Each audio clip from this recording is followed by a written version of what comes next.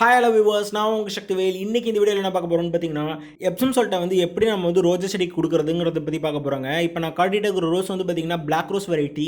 இதை நான் வந்து நர்சரியிலேருந்து வாங்கிட்டு வந்து வச்சு 1 மாதம் ஆகுது. இதுக்கு எப்சம் சால்ட் கொடுத்து வந்திருக்கேன். இதோட ரிசல்ட் எப்படி இருக்குங்கிறது தான் நீங்கள் இதில் பார்க்க போகிறீங்க. அண்ட் இது எப்படி கொடுக்கலாம், என்ன இடைவெளிக்கு கொடுக்கலாம் அப்படின்றத இந்த ஃபுல்லாக டீட்டெயில்டாக பார்க்க போகிறோம். அண்ட் இந்த வீடியோ உங்களுக்கு ரொம்ப பயனுள்ளதாக இருக்கும். இந்த வீடியோ ஃபுல்லாக பாருங்கள். உங்களுக்கு ஏதாவது சந்தேகங்கள் இருந்துச்சுன்னா கீழே கமெண்ட் செக்ஷனில் கேளுங்க. அண்ட் நம்ம சேனலை சப்ஸ்கிரைப் பண்ணிட்டு பக்கத்தில் இருக்க பெல் ஐக்கான் கிளிக் பண்ணுங்கள். அப்போ தான் புது வீடியோ அப்லோட் ஆகணும் உங்களுக்கு நோட்டிஃபிகேஷன் வரும். இதை வந்து பார்த்தீங்கன்னா பிளாக் ரோஸ்னு சொல்லுவாங்க. ஆனால் பார்க்கறதுக்கு பிளாக்காலாம் இருக்காதுங்க, ரொம்ப டார்க்காக இருக்கும். இதை டார்க் ரோஸ்னு வேணால் சொல்லலாம், ஆனால் பிளாக் ரோஸ்னு சொல்கிறாங்க. பட் ஆனால் இதை தான் பிளாக் ரோஸ்னு சொல்லி நர்சரியில் கொடுத்துட்ருக்காங்க. இந்த பிளாக் ரோஸ் வந்து பார்த்திங்கன்னா நல்ல திக் ரெட் கலரில் இருக்குங்க. பூ ஸ்டார்ட் ஆகும் போது வந்து பார்த்திங்கன்னா நல்ல திக் ரெட் கலரில் இருக்கும். போக போக வந்து பார்த்திங்கன்னா நல்ல டார்க்காக இந்த பெட்டல்ஸ்லாம் வந்து நல்லா வந்து டார்க் கலரில் இருக்கும். அதனால தான் இது வந்து பிளாக் ரோஸ்னு சொல்கிறாங்க.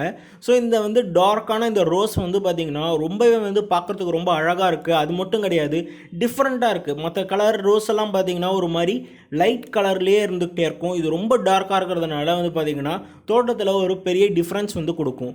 அது மட்டும் இல்லாமல் இதனால் வேறு என்ன அட்வான்டேஜ் இருக்குதுன்னு பார்த்தீங்கன்னா, தேனீக்களை வந்து அட்ராக்ட் பண்ணக்கூடிய ஒரு விஷயம் இருக்குங்க. டிஃப்ரெண்ட்டாக ஒரு கலர் இருக்கும் போது தேனீக்கள் வந்து ஈஸியாகவே வந்து அட்ராக்ட் ஆகிடும். இந்த எப்சம் சால்ட்டை வந்து எப்படி பயன்படுத்தலாம் அப்படின்னு வந்து பார்த்தீங்கன்னா, எப்சம் சால்ட்னா வேறு எதுவும் இல்லைங்க, மெக்னீஷியமும் சல்ஃபேட்டும் கலந்த ஒரு உப்பு தான் வந்து எப்சம் சால்ட்டுன்னு சொல்லக்கூடியது.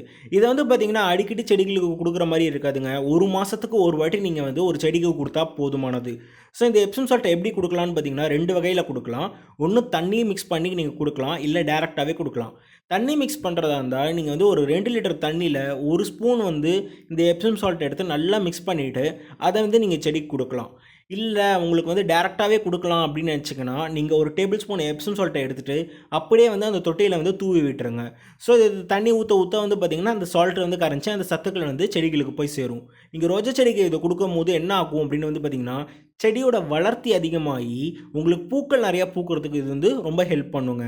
பூக்கள் பூக்கிறதுக்கு நம்ம நிறைய வீடியோவில் பார்த்த மாதிரி இந்த மெக்னீஷியம் கண்டென்ட் வந்து ரொம்ப ரொம்ப முக்கியமான ஒரு விஷயம்.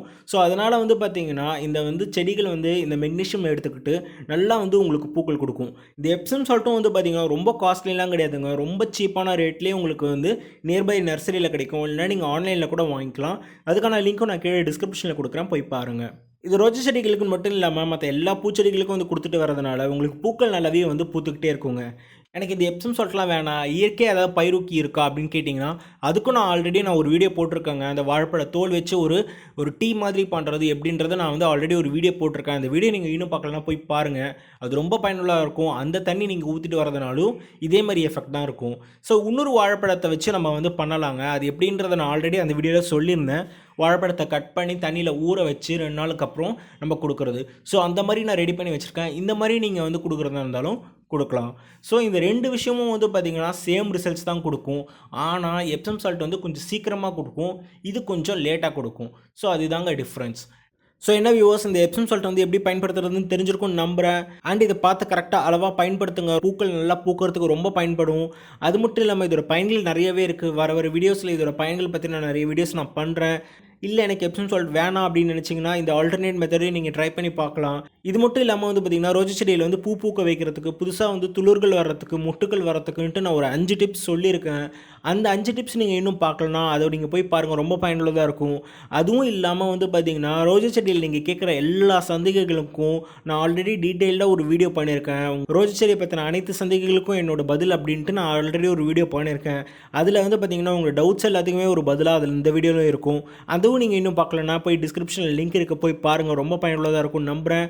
அண்டு உங்களோட கருத்துக்கள், உங்களோட ஃபீட்பேக், இந்த வீடியோ உங்களுக்கு பிடிச்சிருக்கா, பிளாக் ரோஸ் எப்படி இருக்குது, எப்சம் சால்ட் பயன்படுத்திருக்கீங்களான்றதை பற்றி எனக்கு கீழே கமெண்ட் செக்ஷனில் சொல்லுங்கள். அண்டு நான் ஒரு அடுத்த நல்ல வீடியோவில் சந்திக்கிறேன். Until then, bye from your Shanti Vell.